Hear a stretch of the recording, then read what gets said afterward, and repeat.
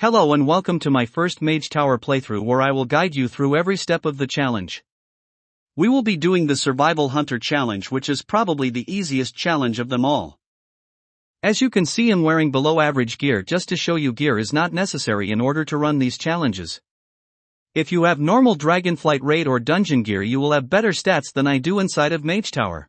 For this challenge I suggest you to play a fully single target build with a few key talents in the build. Intimidation and Binding Shot are talents you need to have for this. Anything else is pretty much your choice. Also make sure you add flair to your action bar. I will leave my talent build in the description for you to import into your characters. I will be using specific consumables which you'll mention in the description for you to use. If you haven't checked my Mage Tower 101's video, make sure to check it out. I talk about basics, tips and tricks and gearing for Mage Tower. Let's get back to the challenge. Before the fight starts, make sure your pet has growl active so it gets all the aggro from the boss and the boss only casts its spells on your pet for the remainder of the fight. This makes you pretty much cheese the first phase of the fight. Keep in mind you have to press mend pet on CD so your pet does not die. Do not use your DPS CDs at the start of the fight.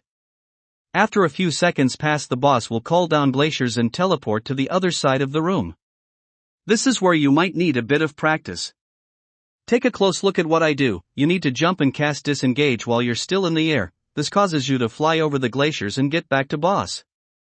You can always turtle and walk through a set of glaciers as well. This process happens 3 times before the boss casts Arcane Annihilation.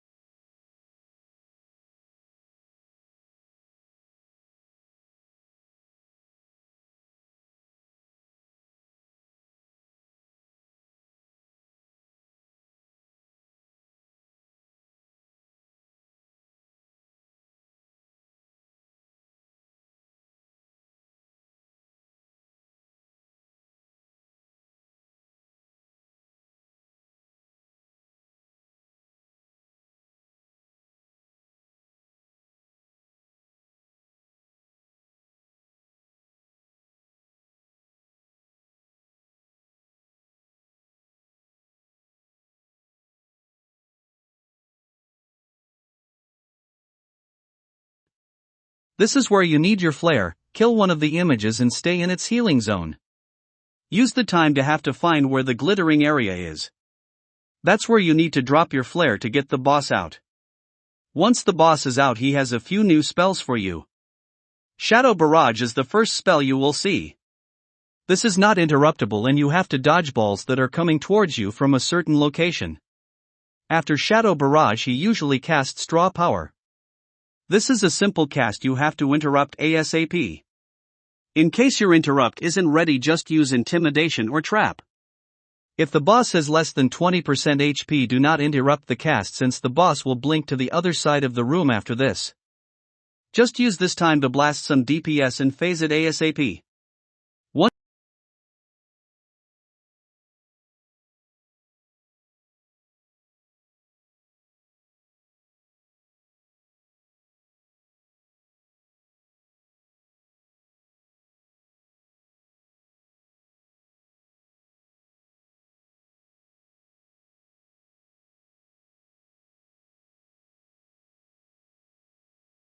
Very important. Make sure to turn off your pet's growl before the second phase starts. This boss will drop puddles on the floor which start to grow, so you have to be moving all the time. Keep your CDs, potion, bloodlust for this phase. If everything's ready, then just pop it at start. If not, wait till they're all ready to use together. Remember, you're fighting against time here. You have to kill the boss before puddles take the whole room. Other than the puddles, you have to only do one other thing in this phase. Seed of Darkness. Once the boss starts casting Seed of Darkness, move 20 to 30 yards away from him. Once the cast is done, you spawn 3 adds. These cannot reach the boss or they will heal the boss for 25% of its maximum health. Thankfully we have Binding Shot to help us here. And it's gonna be ready on every seed cast. Drop Binding Shot so that you hit all 3 adds. Use UR Bombs or your Fury of the Eagle to kill them ASAP so you can get back to damaging the boss. Once you do this correctly, congratulations, you've pretty much done the challenge.